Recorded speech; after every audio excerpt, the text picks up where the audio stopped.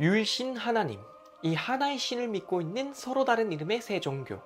이 중에서 유대교는 신의 이름을 함부로 불러서는 안 된다는 계명에 따라 나의 주님이란 뜻의 아도나이라고 부르며, 기독교에서는 야훼 또는 여호와라 부르지만 이슬람에서는 알라라고 부르죠.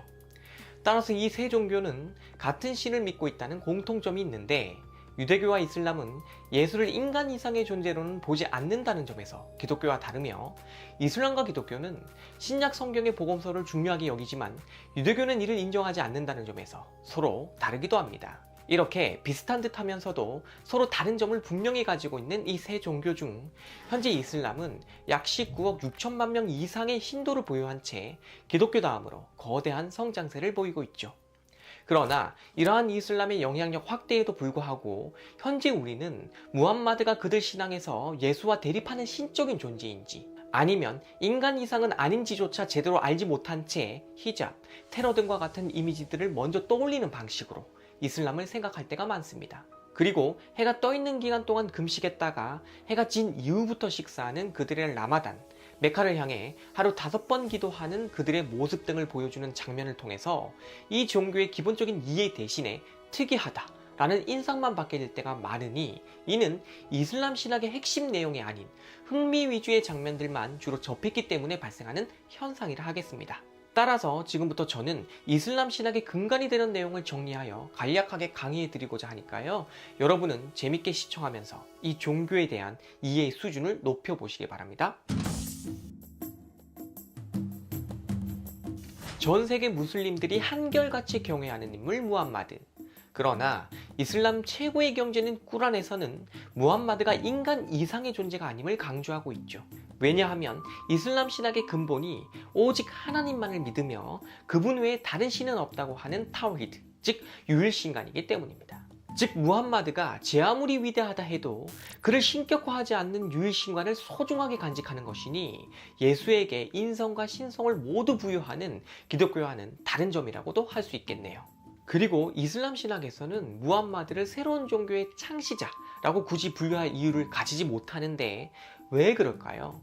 인간은 신이 주신 자유 의지로 인해 살면서 신의 뜻으로부터 벗어나곤 하였는데, 그때마다 이를 경고하고 인류를 바로 이끌기 위하여 라술알라, 즉 신의 사자를 보내신다고 합니다. 그리고 이런 이유로 지금까지 하나님이 보낸 예언자의 수가 무려 12만 4천 명에 이르며, 이 중에서 보다 특별한 권한을 부여받은 신의 사자들로 아담, 노아, 아브라함, 모세, 예수가 있었으니 이들 다음으로 온 것이 바로 무함마드라는 것이죠.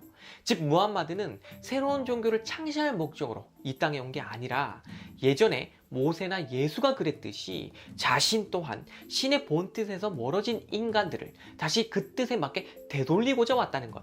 그래서 무함마드를 굳이 새로운 종교의 창시자라고 보지는 않는다는 겁니다.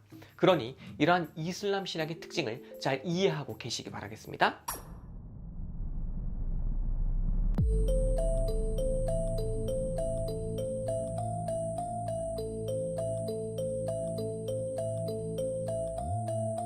아라비아 반도의 메카에서 태어난 무함마드는 나이 40이 되던 해 히라산 동굴에서 명상하던 중 신의 계시를 받았다고 합니다.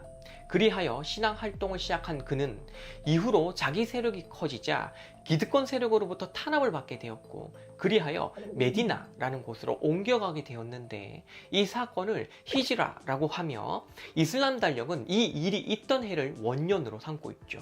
어쨌든 이렇게 무함마드가 메디나에 왔을 때 그곳에는 세 부족의 유대 민족들이 살고 있었는데, 이들은 무함마드의 유일신앙에 호감을 느껴 가까이 하게 되었고, 그리하여 그가 예수는 사기꾼이다 라고 선언해 주기를 기대했다고 하죠. 그러나 무함마드는 그들의 기대와는 달리 예수께서는 유대인들을 구해주기 위해서 오신 신의 사자라고 설교했습니다. 자, 이게 지금 무슨 얘기일까요? 본시 이슬람 신학에서 예수는 신의 뜻에서 멀어진 유대인들을 꾸짖고 그들을 바른 길로 인도하기 위해 신께서 보낸 전령자라는 겁니다. 그런데 유대 민족들은 이러한 예수의 가르침을 받아들이지 못했으니 무함마드는 이런 이유로 아까 저런 설교를 했던 것이죠.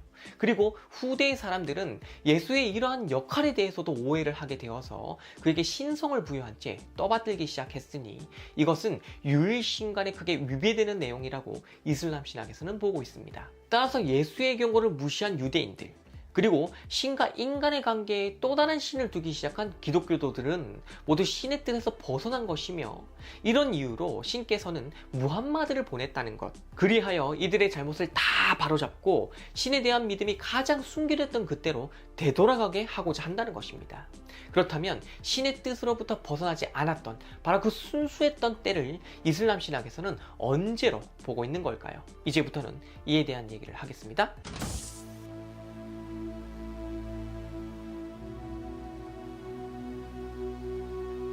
구약 성경에서는 아브라함이라는 인물이 등장합니다.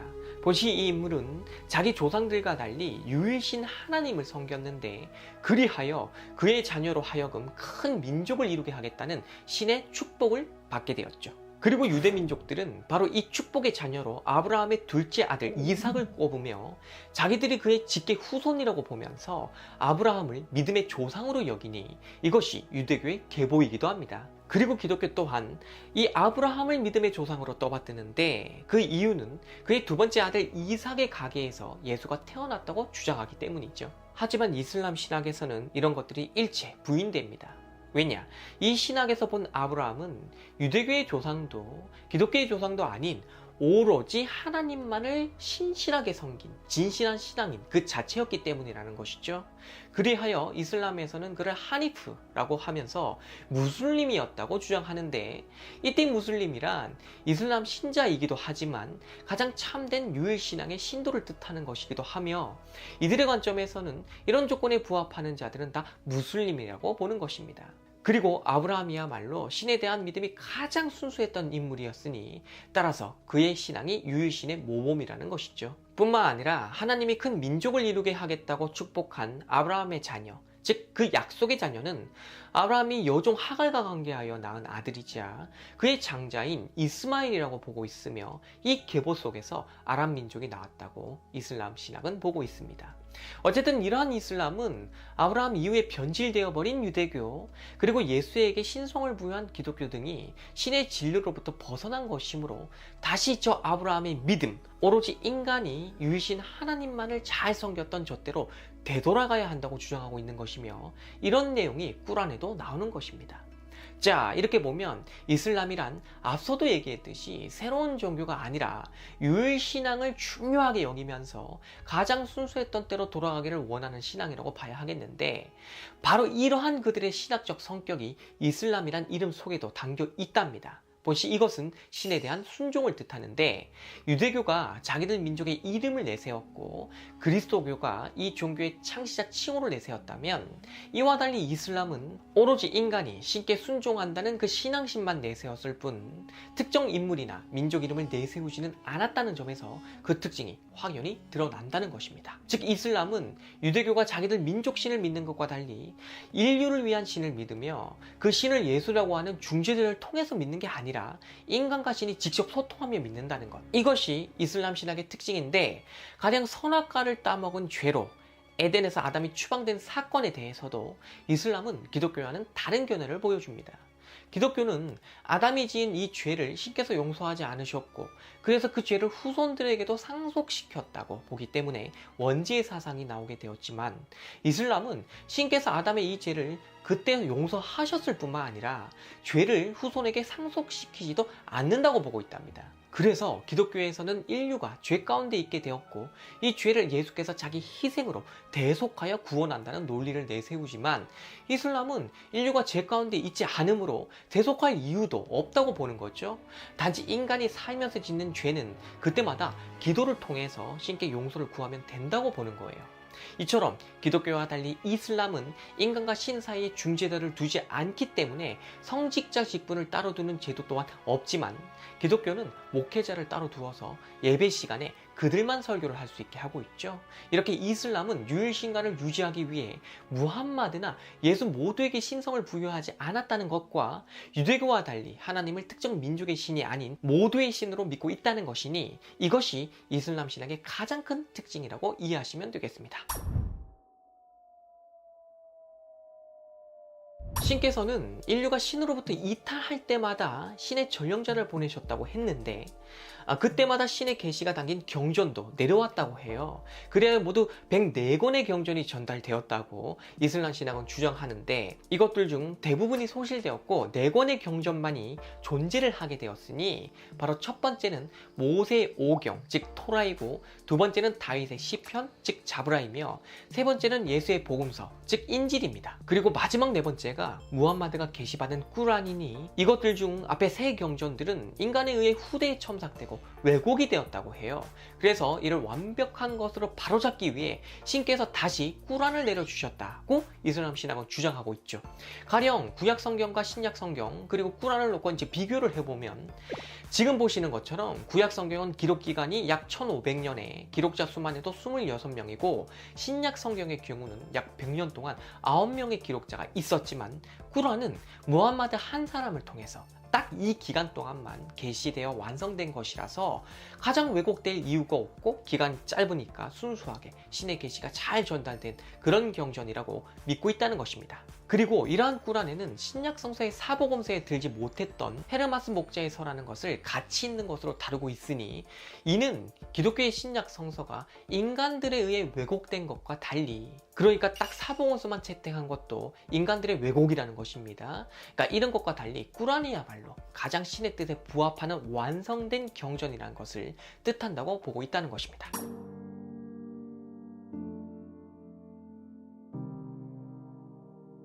하나님 외에 다른 신은 없습니다. 무함마드는 그분의 사도입니다. 이 말은 하루에도 수도 없이 외우는 무슬림들의 신앙 고백이기도 하고 우리나라 서울 한남동에 소재한 이슬람 중앙서원 입구에 적혀있는 내용이기도 합니다. 그만큼 이슬람은 유일신앙에 집중하며 이를 소중히 여기는 전통을 가지고 있다는 것인데 따라서 예수에게도 신성을 부여하지 않았던 것이죠. 그런데 사실 이러한 입장은 이슬람이 처음 가진 게 아닙니다. 본시 초기 기독교의 에비온파나 아리우스파, 시리아의 파울루스파 등을 비롯한 여러 교파들이 예수의 신성을 반대했었고 그보다 더 앞에서는 유대교가 예수의 신성을 반대했었죠.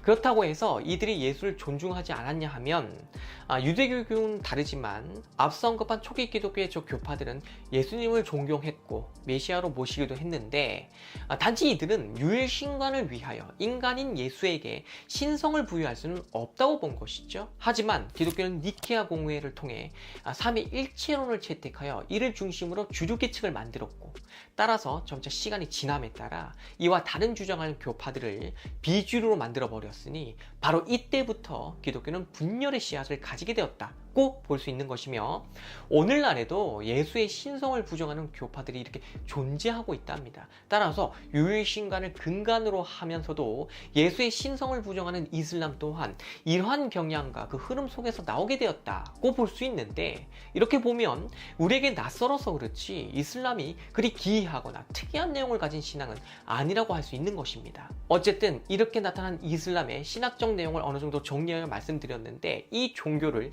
여러분이 어떻게 평가할 것인가 하는 것은 순전히 여러분 개인의 몫입니다. 다만 여기서 우리는 이슬람이 정확하게 무엇을 주장하는 종교인지 알고 있는 상태에서 이에 대한 입장을 가지는 것이 바람직하기 때문에 이러한 이슬람 신학에 대한 기초 강의를 마련해 드린 것이니까요. 잘 참고하셨기를 바라고 다음에 또 기회가 될 때는 보다 심화된 내용들을 포함해서 특히 서방 세계와 이슬람 세계의 정치적 갈등에 대한 문제 이것을 종교적 문제로 오해하는 경우가 참 많죠.